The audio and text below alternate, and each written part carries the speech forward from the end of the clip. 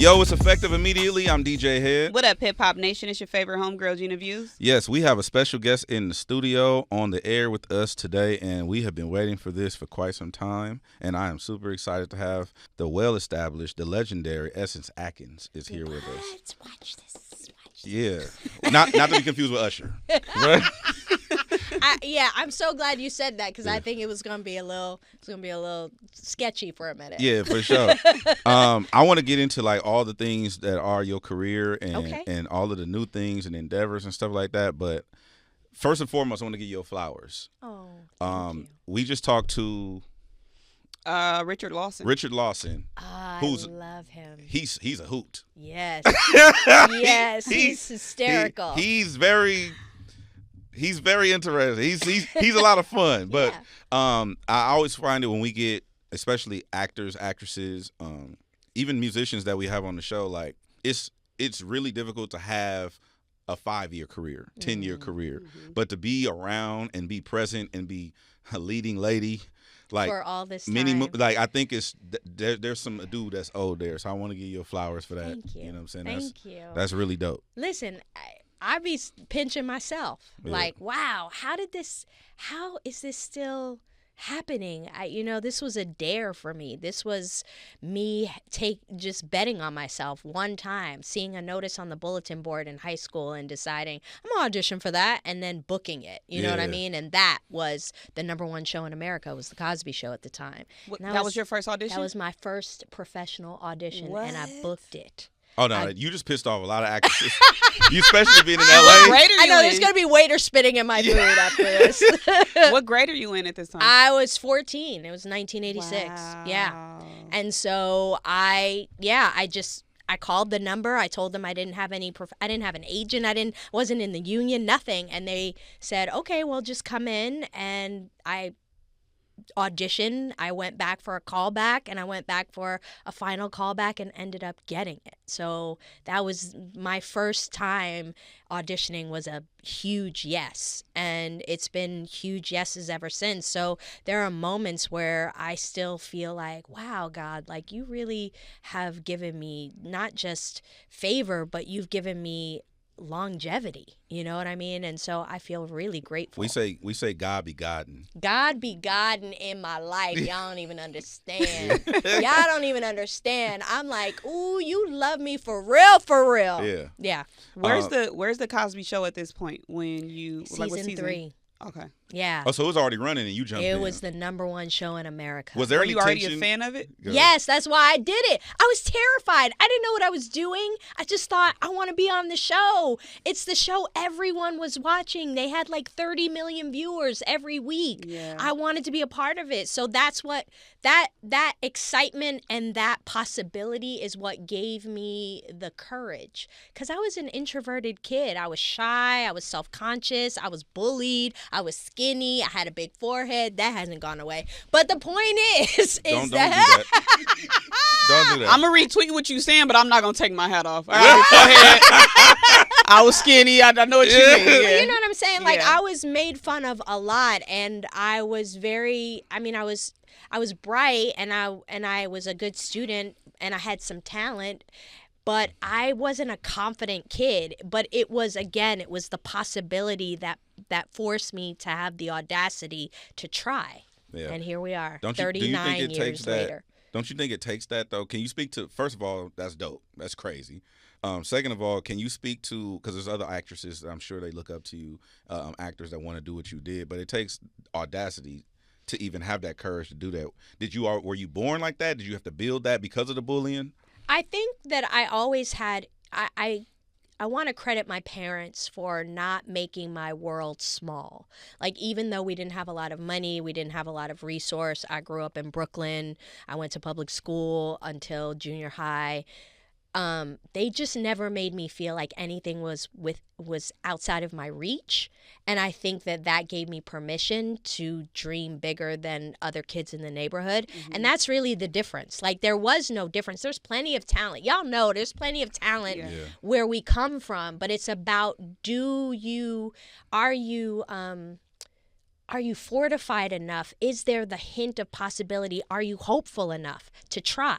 And I was hopeful enough to try. And that's really what it was. And then you have to have wisdom. You gain wisdom along the way. Like after a while I was having success and I was like, well, I guess I should learn about this thing I keep getting booked to do. So I started taking classes, and that requires humility, because I realized like I'm working, yes, and I'm making money, but I don't really know about this thing. And then I found teachers. And so all of those things, asking questions, observing, showing up on time, being prepared, again, having the humility of curiosity to say, well, what's that wire for? What's he doing? You know what I mean? And also being respectful. These are the key ingredients that has made my career be 39 years old. It's not just, oh, she's talented or she had a huge agent, or it was none of those things. It was really like little things that you build along the way. Before I want to go back to before the Cosby Show, because you said a lot, but a lot of artists, creatives, they have these things that they do before they get their motion, right? I remember Tiffany Haddish worked for Alaskan Airlines. I think Brad Pitt was he used to dress up as the El Pollo Loco chicken.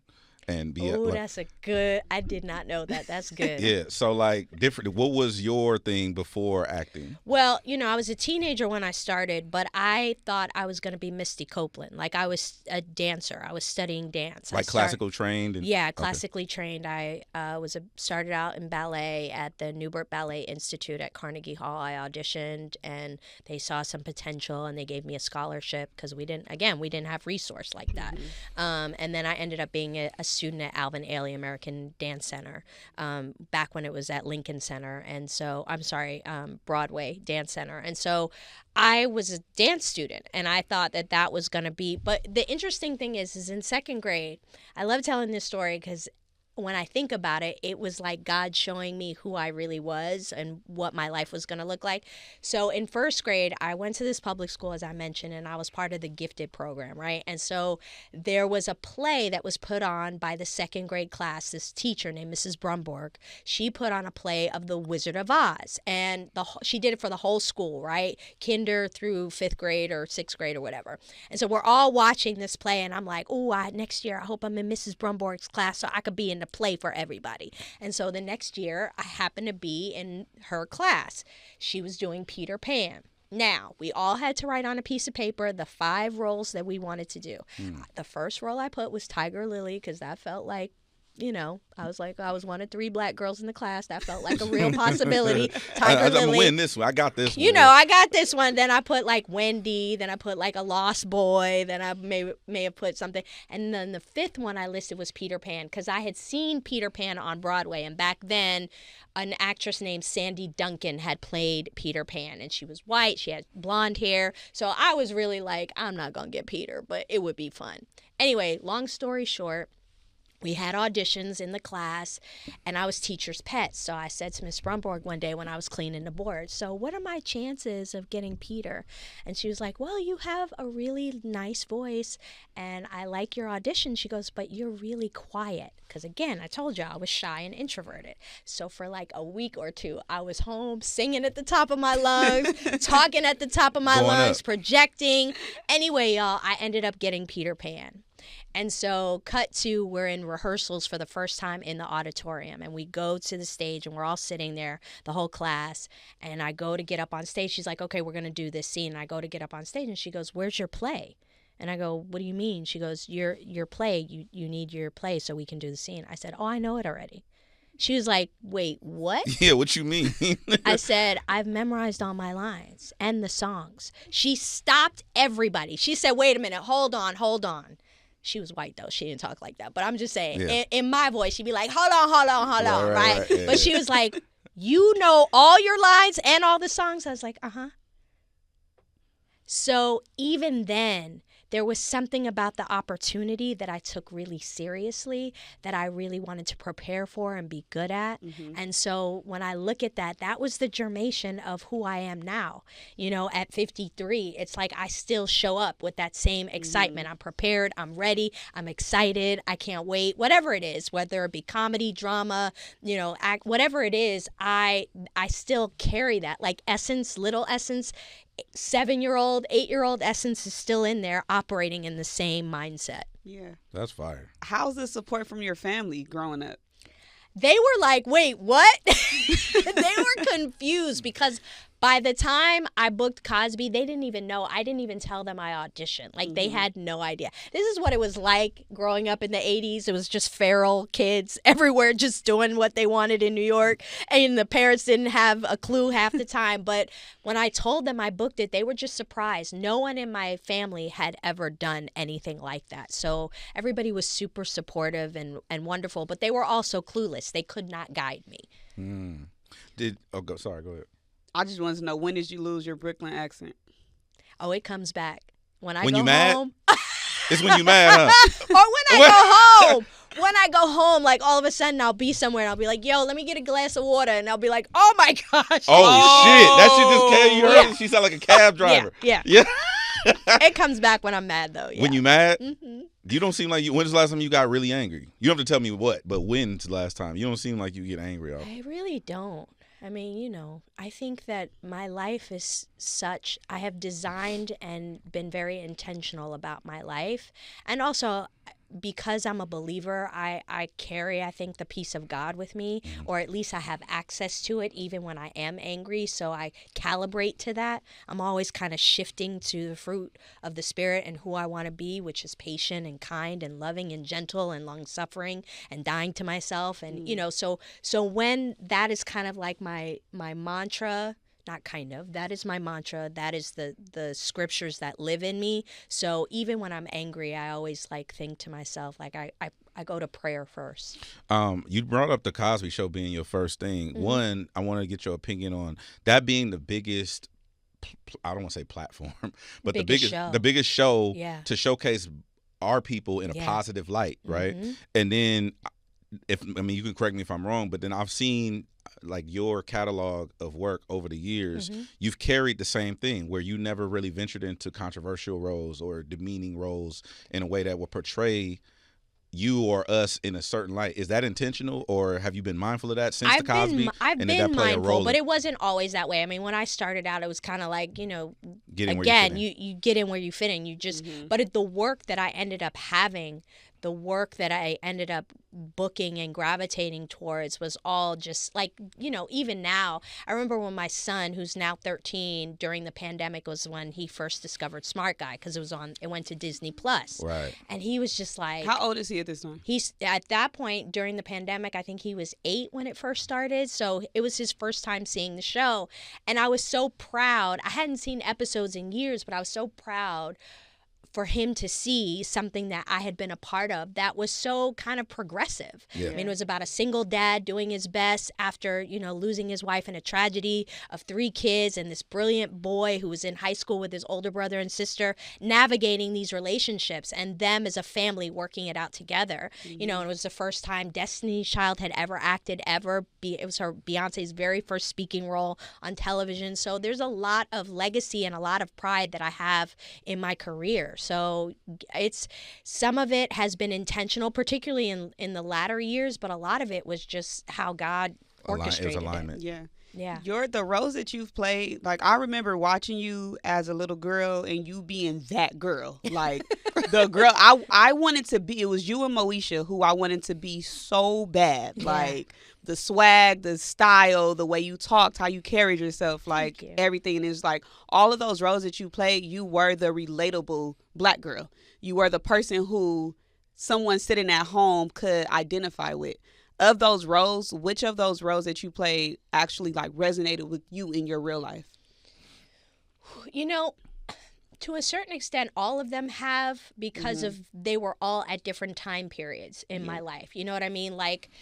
I loved being Yvette. I loved being Yvette on Smart Guy because I felt incredibly protective of Taj at the time, and I loved who she was in her family because there was no mom. Their mom was gone, and so she had to step up. And I felt like in many ways in my life I had to step up because I was walking into a career that no one in my family could really guide me in, right? So there was that there was those similarities. And then if you have like Half and Half was such a dope environment for all of us because it was an executive producer who was a female, a showrunner, you know, Yvette Lee Bowser, a director, Ellen Gittleson.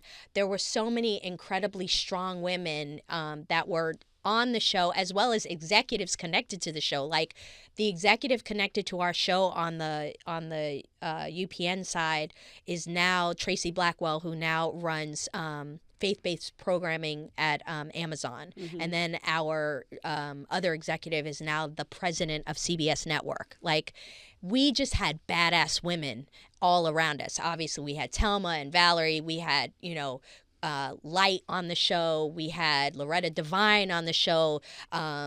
We had so many incredible women. And then, you know, we had like Louis Gossett Jr. on the show. We had amazing guest stars, you know. Diane Carroll played my grandmother on that show.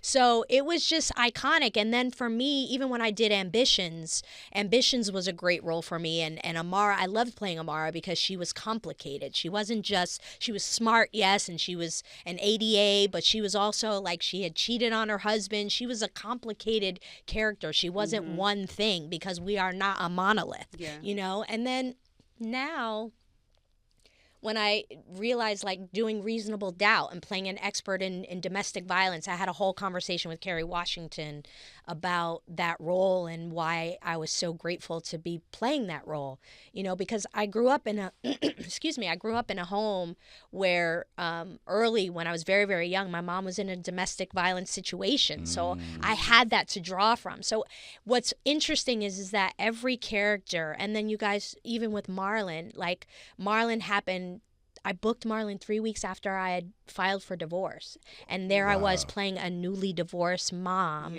with trying to figure out how to raise 2 kids with the love of my life, which played by Marlon Wayans. You know what I mean? So it was so healing for me at the time to book that role, to look at divorce and co-parenting with under the umbrella of humor.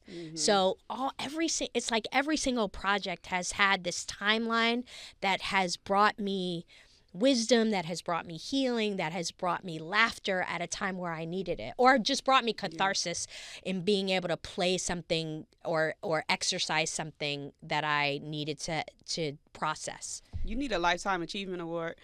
You have so much range. It literally for sounds real like life, or have you seen these? Oh, I have seen that. Yeah. Oh yeah. All your roles. Characters. Like, this is amazing. It's so many different females from one person. That's crazy as hell to me. Thank you. That's amazing. It seems like also what you just said, like your career is like aligned in divinity in a certain way to where it's lining up like that. That's crazy. God don't play with you. Yeah, he not. God he don't play about her. He definitely don't. He definitely don't. We gotta talk about. If y'all don't tell me the truth, the Holy Spirit's gonna tell me. So you better tell me. Yeah. What is it like for you, like just being a part of a whole era that's so iconic? Not even just like Half and Half, but the full UPN era. Yes, that run. It's Moesha, the Parkers, 101. Like, it's so many shows that came from that was for us that we don't even have that anymore. Yeah. And it's sad, but at the same time, like what I love about now, today, is that because we have so many platforms, there's so much content needed and people are finding their way. Like we were just talking about in the elevator on the way up here, everybody I know is watching Paradise. Everybody. Yeah. You know, and it's so good. And I've known, like I thought about it yesterday. I met Ryan and Sterling back in 2005 when they first, Sterling was doing Army Wives. Ryan was a guest star. She played my college best friend on Half and Half, and we've been friends ever since. Like, I think about those things, you know. Taraji played my best friend on Smart Guy. Gab played my other best friend on Smart Guy. Like, I've known these women. I've been around these women. I've become friends with these women who are incredible artists, incredible leaders, incredible pioneers and mavericks, you know, and it started just from yes. It started from a yes. And UPN was definitely a big part of that era. And, you know, but then so was Fox, you know, Living Color. That show was part of the launching of the Fox network. Yeah. You know, and I was so grateful to be a part of NAACP's Image Awards, inducting the family into their Hall of Fame. You know, that was such a big night for me.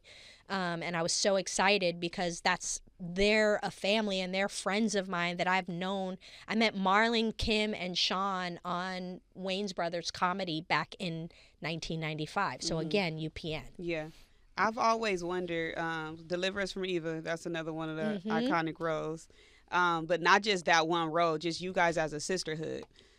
You've played a sister, you've played a friend, even like we talked about Smart Guy, where you play Taj's big sister, who's Tia and Tamara's brother. Real brother. Yeah, and then Half and Half, you Yep. play a sister. What's the sisterhood like off camera? I mean, it's real. You know, it's beautiful. I say this often, that sisterhood through the difficult times of my life has saved me. You know, my friendships have saved me, and I'm so grateful that we have become and we have been a safe space for each other. You know, I was in Gabrielle's first wedding as a bridesmaid, and then I officiated her wedding to Dwayne. Like, that's a long, beautiful you know, incarnation of friendship. You know, and we love each other, and you know, it's not to be considered a restful place for people, for them not to feel the pressure of having to put on or be anything other than where they are in that moment. That's my goal. That's my goal for friendship. That's my goal for sisterhood. That when it's you and me, or when it's us, you don't have to worry about your business getting repeated. You don't have to worry about being gossiped about. You don't have to worry about showing up and having all the things and being all the you can just be and come as you are and lay your head and rest, and we can laugh, and we don't need anything fancy or complicated to have a good time, you know? How many times did you have to explain that you're not related to Tia and Tamara? One too many. Listen, so many times, but I get it. I get the confusion. Their show was on at 8. Ours was on at 8:30. They are literally the actual biological sisters of the boy that I played the big sister to. And we sound alike. We definitely sound alike. But they are younger, they are taller, and they are twins. Was there ever any crossover episodes? No, there was never. Never? No, we didn't do a crossover. Wait a minute. Hold on. Wait a minute. Maybe Tia and Tamara were on Smart Guy. They may have been. I think I remember. I think yes. I think I remember in the them. Ghost episode. I think they were on an episode of. I was never on their show, but I think they were on our show. Okay. Yeah. I'm sorry. I knew you was about to say something. That's I do cool. got another question. Go ahead. What about show? Like, there's movies that you could have been in, or you probably should have like made an appearance in, like something like a Bring It On. Oh, you know, I never auditioned for Bring It On, but I did audition for Baby Boy. I screen tested For who? Baby. For who? Yvette? Yes. yes.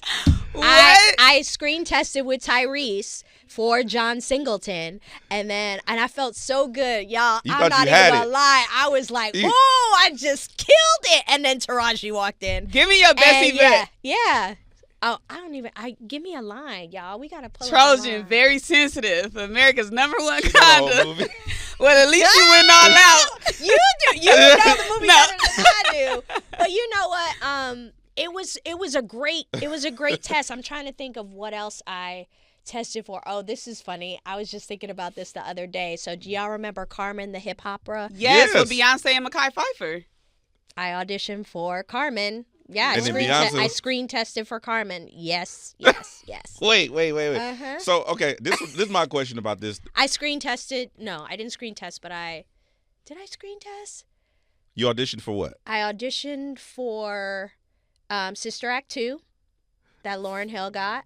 Rita? Yeah. Actually, I'll tell you guys a really funny story. So my very first pilot, and for those of you who don't know what a pilot is like basically kind of a test episode that they do for a network to decide if they want to pick it up to become an actual show that you see on TV. So my first pilot, I was 19 years old, that I tested for. It was a pilot called Diva. And Quincy Jones was executive producing for CBS. And they saw like 1,500 girls, New York, Damn. Miami, LA, I want to say Atlanta, but they saw girls from all over, 1,500, and they narrowed it down to 10. And I was one of the final 10. And basically the premise of the show was basically like to follow a upcoming singing group like In Vogue. There were 4 girls just like In Vogue, and they were going to follow their like rise to fame. And like I said, Quincy Jones was producing, so the music, all of it was going to be tight. Right. I had to sing in my audition, I had to act in my audition, I had to dance in my audition. So the final test was a Monday at the CBS over there on Fairfax. And the role that I was auditioning for was the youngest member of the group. I don't remember the character's name, but it was me, Lauryn Hill, and one other person, wow. And neither one of us got it. Me nor Lauryn Hill got it, and the other girl got it. But yeah, and when I finished my test, I was packing up my stuff, putting it in my bag, and Quincy comes over to me, Q comes over to me, and he says to me, he goes, "You did a good job." And I said, "Thank you, Mr. Jones, thank you so much." And he goes, "A train leaves the station every 10 minutes. Do you get what I'm trying to say to you?" And I was like, "Yeah, I get it, Mr. Jones, thank you." And I knew I didn't get it, but I knew he was saying keep going. Yeah. And literally like a month later, I booked my first pilot with Debbie Allen. With Debbie Allen. Light flex. You see the 2 light flexes? Also, Q walked over. Yeah, Q. You know what I'm saying? But that's the thing. It's like I was on the right path. Like I just kept getting, when I didn't get it, I just kept getting other work. Like other things happened. Like getting that pilot with Debbie Allen, which also didn't go, was just amazing. Debbie Allen was my mom. Diane Carroll was my grandmother. John Witherspoon was my uncle. Jennifer Lewis was my cousin. Journey Smollett was my little sister. Like that was my first pilot. I was 19 years old. Yeah. That was NBC. That's crazy. The show that you were talking about, Diva, it sounds a lot like Star. Yes, it was the Star before Star. Because this is 1990, 1991. Yeah. This is early 90s. What about roles that you turned down? I'm like, do I turn down roles? I don't know that I do. I mean, you know what I won't do? I honestly can't remember anything that I've turned down, but I've become way more sensitive in the spirit, so there are certain things like horror that I don't want to do just because I don't want to mess with that energy. I don't want to even pretend that I'm in that energy. But it's another role I screen tested for. Thandie Newton's role in The Vampire Lestat. Yeah.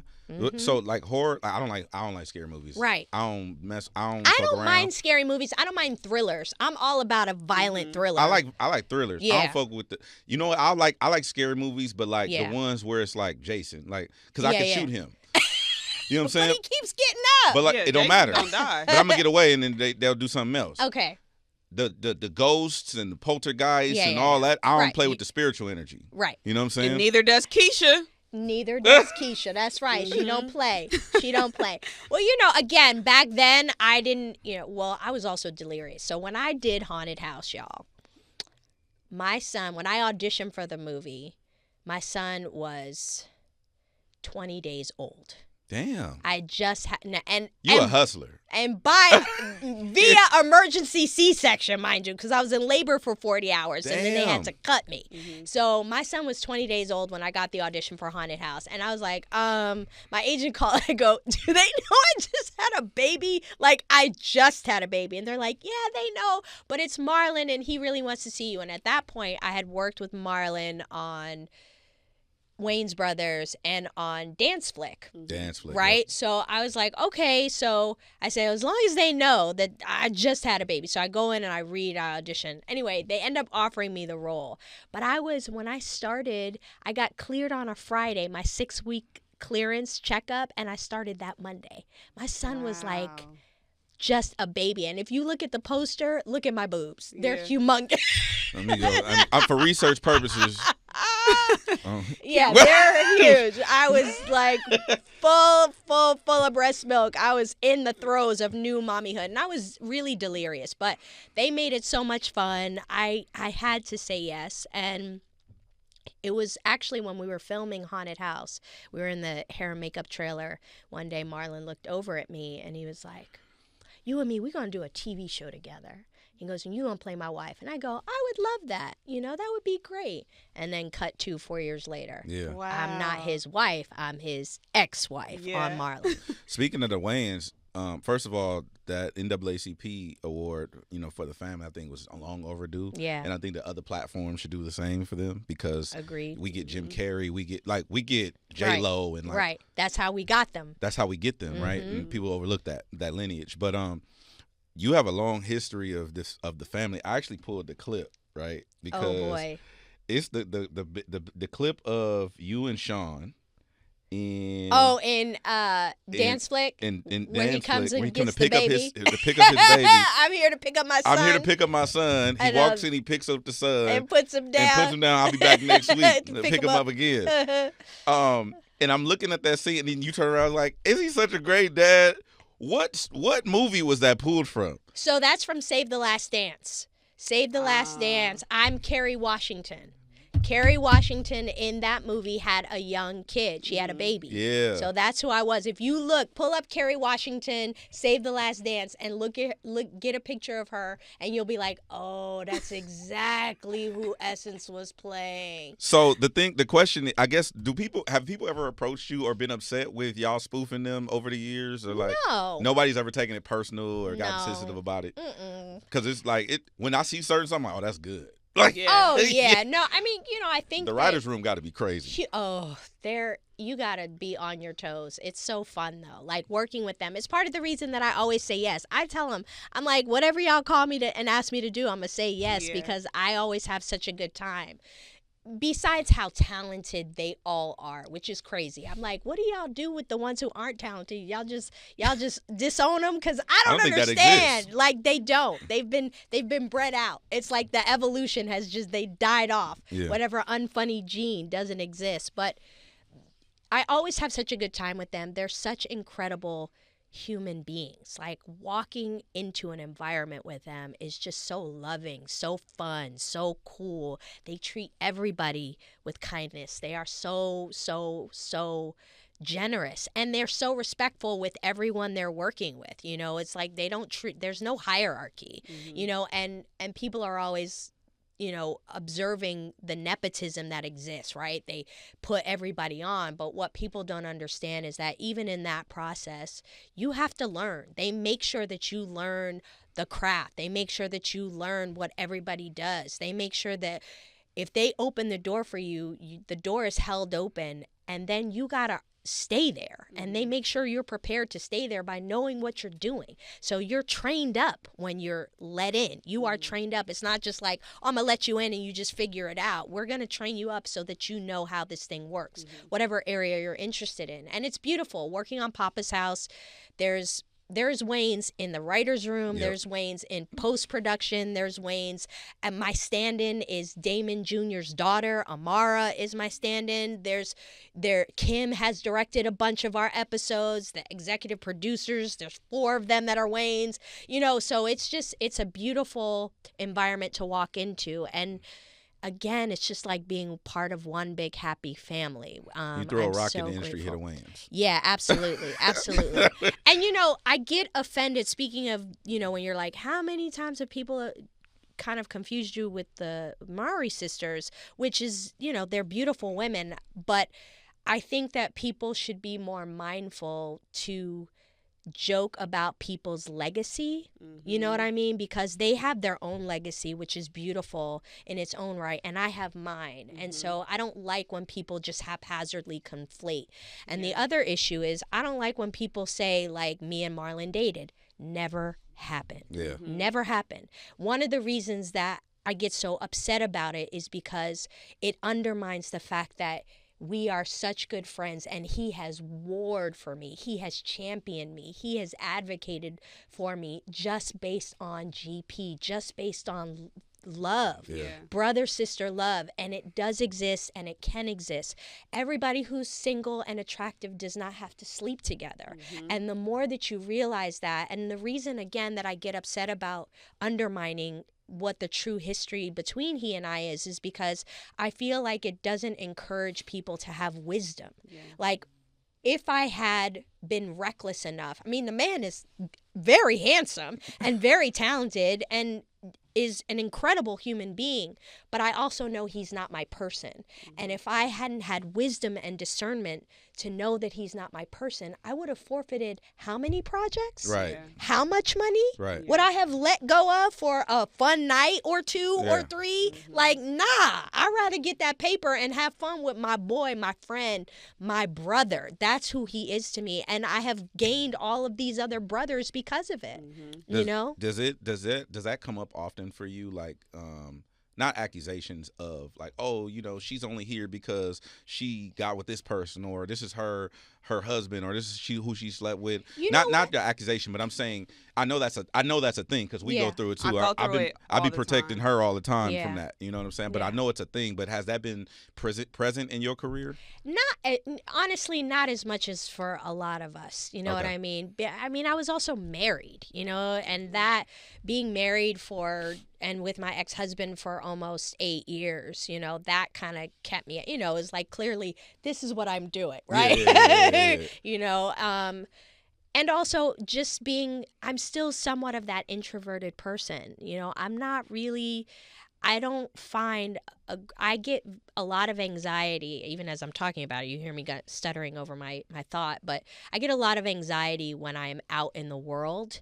I enjoy being girly and dressing up and looking pretty and all of those things. But I have to admit, I don't have the same comfort level when I am not in a relationship walking in the world that way, because the attention is too much for me. Like I don't feel safe. And so if I'm not going with a friend and it's something that I have to go to be supportive of them, or something that's my own project, I'm not out in these streets. I'm not out at these parties. I'm not out, you know, mingling, because I don't feel safe. I don't like how I feel about it. Yeah. So I don't know if it's the New Yorker in me, the street kid in me. Like I rather be home. You're still Aquarius.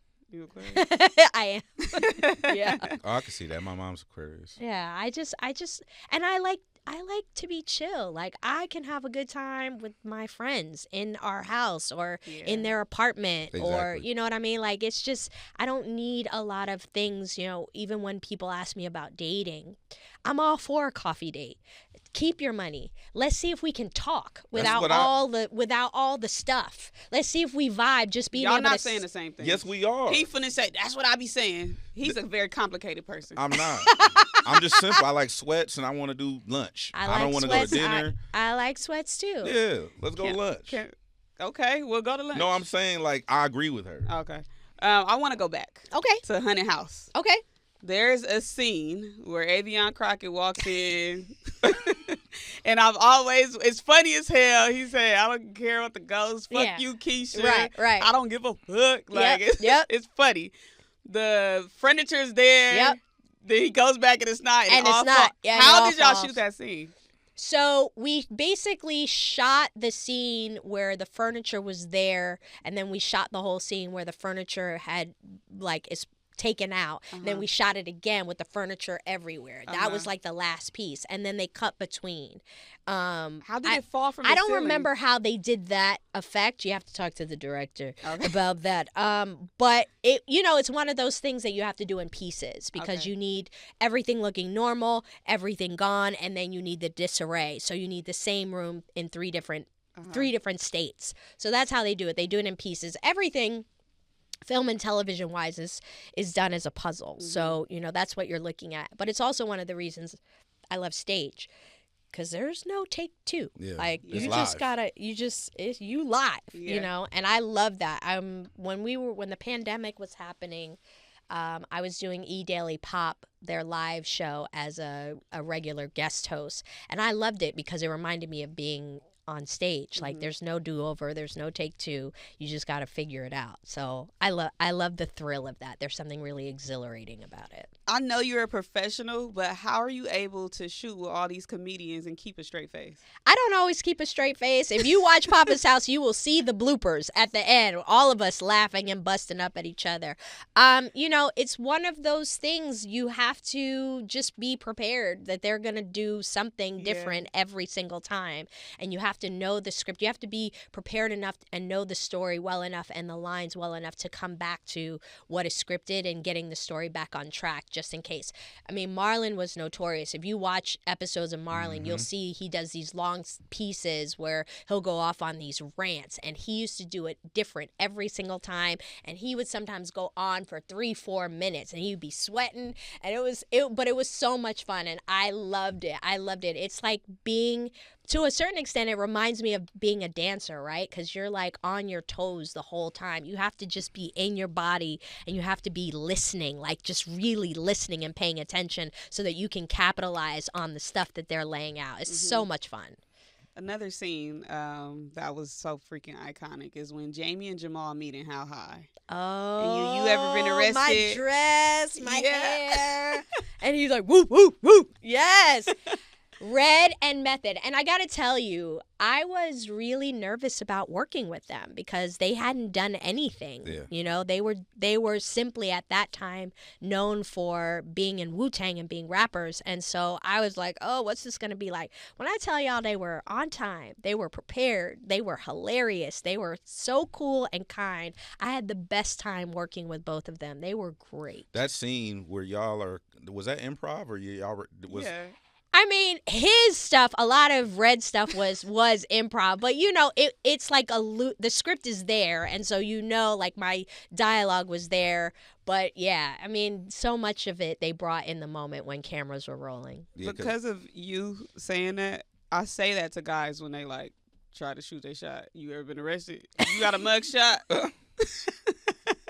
stopped your mama? Right. I want to know how gangster you are. It's true. Jamie was definitely gangster. You know, the vice president's daughter. What's the best theme song from the like 90s or early 2000s? The best. I mean, you know, I'm gonna say half and half because that's 2002. Right. It's the best. It's the best. Which one other than your own do you know by heart still? Oh, the one that everybody sings. Thank you for being a friend. Oh yeah, for sure. Yeah. Yeah, that's a classic. Golden Girls. Okay. Yeah. The other thing I wanted to ask you is, I saw you say that people be in your DM asking you for money. And I was like, yes. Who the fuck is hitting her up asking her for some? It's crazy. What's the most egregious amount that someone's asked you for? And then, are they men? That's like, have they been? I feel like it's been more women, to be honest, which is crazy. Like, help me with my loan, help me pay my rent, help me pay like for my daughter's tuition. Like, yeah, I get a lot of those. But also, let me think. The most egregious amount, I think somebody asked me for maybe $35,000 or something. Did they give you a rhyme or a reason? Yeah. There's a whole explanation. Oh, the whole dissertation. Yeah. Have you ever sent any money to a No. fan? Absolutely not. Why? Oh, these are fans? Yes. I thought these were family members. No. In their DM? Yeah. Yes. Yeah. Yes. Crazy strangers believing that I'm going to somehow send them copious amounts of my hard-earned money. Absolutely not. Have you ever offered to help anybody with their bills or something? Like, why are they asking you for money? I don't know. I think they just, I don't know. Like, I have no idea what's going on. This is something that we need to figure out, Sherlock. I don't know. But I will tell you this. I am a person who is generous, so I do give, but when I give, I like to give anonymously. I don't like credit. Yeah. I don't like to be credited for what I give. So Speaking of the pay, like obviously we know Taraji was one of the people who spoke out about women not getting, not being paid fairly and stuff like that. And I wanted to know your perspective on it, because what I'm noticing, I'm radio, obviously. I'm a radio personality and stuff, and I've been for years. But I'm noticing that this doesn't just exist in acting. It's everywhere across the industry where women feel this way. Have you had conversations with women who've experienced this? Have you? I mean, it's not we feel this way. This is a statistic. Well, I'm this just is saying a it's proven real. Thing. Yeah. I think the only industry that women are notoriously paid more than men is models. Models are paid more. Well, y'all look better than us. But yeah, I mean, this is facts. But I don't know how to.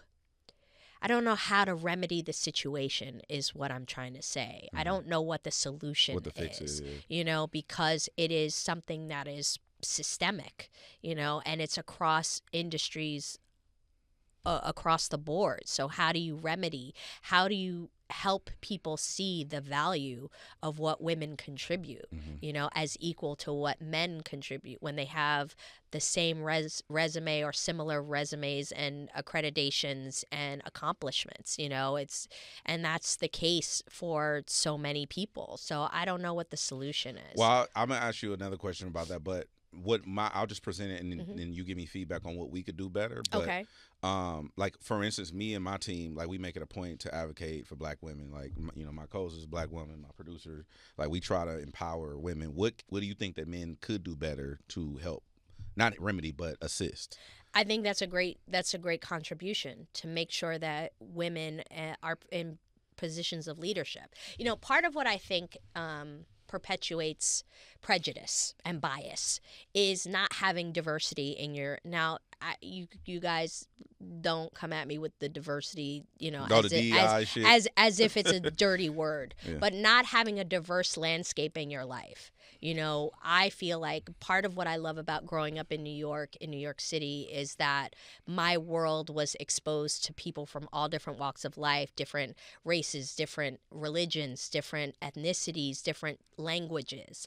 And what that did was increase my humanity. What that did was increase my compassion. You know, whenever someone is talking and I feel like they have a lot of bias, and I've talked about this before in other podcasts, but I'll go look at who they follow. If you don't have a lot of diversity in who you follow in terms of like... You'll go look at someone's followers? Yeah, not their followers, who they follow. You'll go look through like 1,200... No, not look, but I'll just open it up and I'll see who are you following, because that's telling me what your ear and eye gates are absorbing as truth or as spectacle, what you like to see, what you're looking at, what you have a palate for. So when I am watching someone and they are in leadership positions, I'll go look at who they follow, because I'm like, that is going to tell me what your world looks like. If your world is very homogenous, then I don't want you to be my leader, because you can't speak to my experience because you don't know anybody like me. Oh, she cooking. Yeah.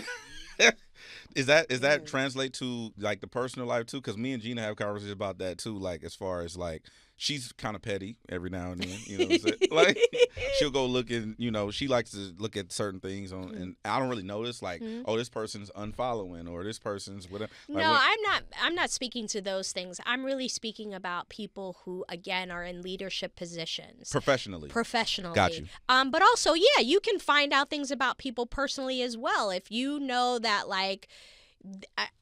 So there was a guy, right? And he was like, you know, I really want to be with somebody like you, and I want what my parents have. They've been married for like 50-something years. And I looked at who he was following, and he's following like all these Instagram chicks that are half naked. And I'm like, bro. So you do go look at that? Because here's the thing. Yes, because here's the thing. What I'm looking for is congruence. It's not a judgment, but I'm saying don't tell me you want this if what you're looking at, what you're coveting is that. Oh, so it's not lining up with what he's saying. That's it. Gotcha. I'll go, look, I'm judging though. See what I'm saying? I want to congratulate you on, we got a toast to your 4 years of abstinence. Oh, thank you very much. It's not quite 4. It'll be 4 soon. I'm also practicing it. Okay. I'm 6 months in. I was a year, and then... I relapse. Okay. I relapse. 6 months. Relapse is crazy. Wait for me. Yeah. What made you decide to take that path? You know, it was something that I never thought I would ever do. You know what I mean? When I walked into my relationship with Christ, I was in my early 20s. And it was one of those negotiations that I thought I was having. Like, listen, Lord, I love you. I'm going to follow you. But this area, I'm going to keep over here. I'm going to run this up over here. And I really didn't have any intention on submitting in that way. And the deeper that my relationship has gotten, and, you know, I think that when you when you start abiding in the word, when you really start being in it and reading it for yourself and having your relationship intensify and deepen with the Lord, for me, I have found that I want to be in his will. And whatever that requires is what I am aiming to do, because I want the full blessing of what is on the other side of his promise. I don't want to undermine the blessing that is available to me because I don't have discipline. I got discipline. It's not easy. I wouldn't say like, oh, it's the best thing ever, but it is the best thing ever, because I really believe I will be married again. And I believe that there will be something really beautiful about my husband knowing that I waited for him, that I was intentional, and that I wasn't haphazard, and also that I had faith that we would be together. And for him to have the privilege, hopefully, of being able to have me in that way when we have fully fallen in love with one another and committed to one another and are sure. I think that's going to be really beautiful. And I do think that there's a beautiful blessing to have in that. And that is something that came to me over time. It didn't start out that way. So, again, I don't walk around in judgment of others and what they're doing. I just know what the word says. I know what my heart has been convicted of, and that's what I'm trying to walk in. And hopefully I will be successful. And also, at my age, I've lived, you know what I mean? Like I've been married. I have a son. So it's not, I will say that romantic love, I have a very beautiful, full life. Romantic love isn't my priority. I have incredible friendships. I have a long-standing, wonderful career. I have so many things to look forward to that I'm not focused and hyper-focused on my sexuality. And again, there is a sensitivity in me that has risen from this discipline that is amazing. Like, I can literally be turned on by someone's voice if I feel safe and if I feel connected. And that's like a level, I really feel like the level that I'm about to have when I am married is going to be way better than anything I've ever experienced. It's up. Is it celibacy for you? Celibacy is a vow, so no. It's a vow. Like a priest is celibate. I am abstinent. Yeah. So abstinence is, a discipline. Yeah, I don't know. What you don't know? I've done it before, but not that extreme. I was just tired of FBs. Fuck boys. She know what you was talking about. She from Brooklyn. What shit you said? I mean, that'll do it. That'll do it. Y'all'll just drive us to just lock it up. Yeah. Shut all the way down. Shut it all the way down. What's the worst experience that you've had? Like obviously you were married for so long, but then did you date at all?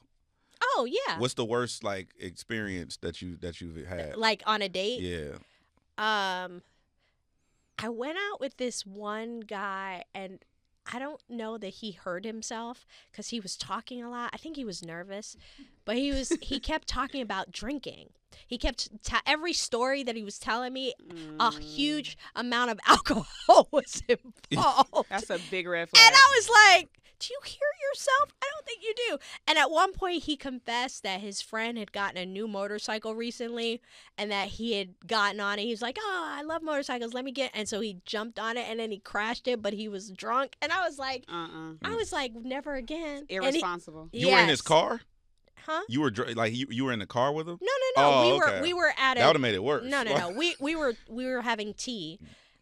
I told you I'm a tea coffee girl. Yeah. The first time, let's have tea or coffee, because then we can leave after 30 minutes. If it's not going well. Do you not worry about being seen at a coffee shop or? No.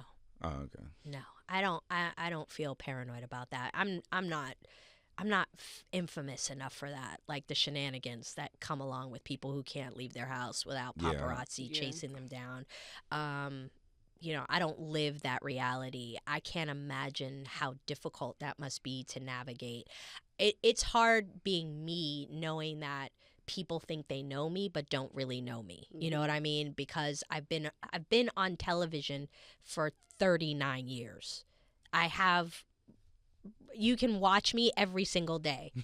Every single day, Pop, there's talk something. your shit. But every single day, there's just at talk your least shit. one thing talk that I am in or on somewhere on Period. television. You know what I mean? Yeah. So that comes with a certain target on your back, from the wrong people who have wrong intentions. And that's another reason to be discerning. It's another reason to be disciplined. It's another reason to just have a sober mindset, because people, there's a lot of people who don't want to earn anything. They want to just take it. They want to siphon it. They want to be a barnacle on your life. So you got to be vigilant. Your energy is radiant. You remind me of my friend Paris Nicole. She's an actress too. She's like you. Your energy, you bubbly, like, but you a real nigga. But it's like, you know what I'm saying? Like you just remind me of her. But you mentioned television for 30. That's crazy.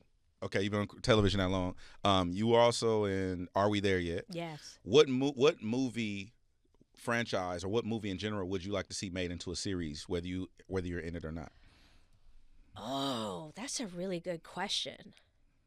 Oh my goodness, what would be a good movie franchise it would be too much cussing, but Friday would be fun.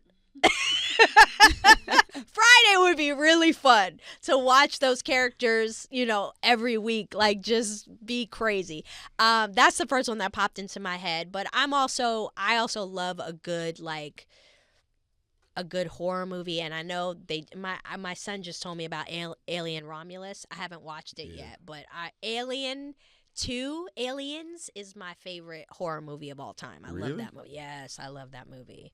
Yes, Sigourney Weaver. That's so random. Sigourney Weaver, are you kidding me? By the way, I talked to DJ Pooh about trying to do a animated Friday series. Oh, you did? And he was like, man, animation's difficult. He discouraged me. It's difficult. I mean, animation just takes so long, right? To create. That's the difficulty, but what about animation for you? Like voices and develop your own? No, I haven't developed my own, but I would. There's not too much, again, other than like the horror films stuff, like some of the horror elements. There's not too much. I love what I do. I love telling stories. I love telling funny stories, dramatic stories, silly stories. So for me, children's stories, plays, I love what I do. I would do, if I won the lottery tomorrow and I never had to work again, it wouldn't stop me from being an actress. What about like stuff that I haven't really seen you do, like crazy love scenes either? Has that been something that you stayed away from, or would you do it like nudity? I don't, like the Power universe gets kind of cracking. Yeah, no, I haven't done nudity. I just don't believe in gratuitous nudity. I just don't. And there's a lot of stuff that it feels just like exposed just to be exposed. Just for the scintillation of it. And that's not something. If it's necessary, if it's needed to tell the story, then I would consider. But, I don't feel like that's something I've missed out on. Yeah. Like, sure. I'm not like, oh, damn. Yeah. I never was naked. No. You've done so many projects with the Wayans family. Yeah. Will we see you in Scary? I don't know if it's 6, 7, or 8. I think it's Scary Movie 6 that they now are going to do. They haven't asked me. And my hope is that Regina comes back. Uh-huh. That's my hope, is that Regina comes back. But you open to it? Of course. Okay. I told you I would. All they got to do is call me. I'll be like, I'm on my way. I'm in the car. I think it's a place for you on there. She's a Scream fanatic. Oh, I'm like obsessed with Scream. She's obsessed. Okay. Sorry to go back, but you are single now. Yes. What is your criteria for dating? Oh, well, the first thing I want to say is that I want him to have a relationship with the Lord. That's definitely paramount. But the other thing that's really important to me is that he's happy. I want somebody who likes their life, who wakes up and feels excited about who they are, what they're doing, where they're going, and how they have evolved, whatever that is. You know what I mean? I definitely am past the build the bear stage, So, and I want somebody, listen, I have fixed teeth, I have fixed credit, I have fixed wardrobe. I'm not doing it again. I ain't building no nigga. Not doing it again. Hey. That jersey's hung up. You would fit right in her group chat. It's the Aquarius Leo thing. But I will say that the other aspect of it for me, which is sometimes maybe a little bit more complicated, is that I'm fit. I'm strong. Like I run an 8:49 mile. I do push-ups every day. So you can't be 50-something and sedentary on the couch rubbing your belly. You got to be able to keep up with me. Oh shit. Does the occupation matter? Like, would you date a regular guy? That's all I've dated, mostly. West Coast. Yeah. So he has this fear that actresses fake their feelings in relationships. I don't traditionally date, so I've been involved with an actress. Okay. And she cried out of nowhere when we was having a discussion about something, and I didn't know if she cause she can cry on command. Yeah. Oh, beautiful. So I'm like, professional, right? You feel like am I just deceit? Like if I mean, what's going on? So I have a reluctancy now. Y'all broke up. Well, yeah, it didn't work out. He told her he didn't like her. She started crying. I'm radically honest. Okay, So if I love that. But she says too much. So what I do is I present a lot of information. Okay. And that allow you to make the decision whether you want to fuck with it or not. And so because I'm so forthcoming, it usually goes left. Because women aren't used to that. I'm similar. I don't want to say I'm radically honest, but I am very truthful. I pepper everything, or at least I try to pepper everything with grace and love. So I'm definitely kind even in my truth telling. But yeah, I'm not acting for you in life. You not write me a check. Well, I just didn't know how real the tears, because the tears weren't warranted in the situation that we had. That's between you and her. I have no idea. I can't speak to her. You know, he told her he didn't like her. Listen, I don't like you. That's not a diss. That's just like. Well, you can't micromanage how someone receives information. I wasn't. I'm saying my intention wasn't to disrespect her. She asked me. Here's my thing. My premise is, if I volunteer information, like, Essence, this movie is trash, you have every right to be upset with me. But if you request information, you can't then dictate how I disseminate my truth. Is my compromise. You get Is that what she was doing, or was she simply reacting to your truth? Probably both. Okay.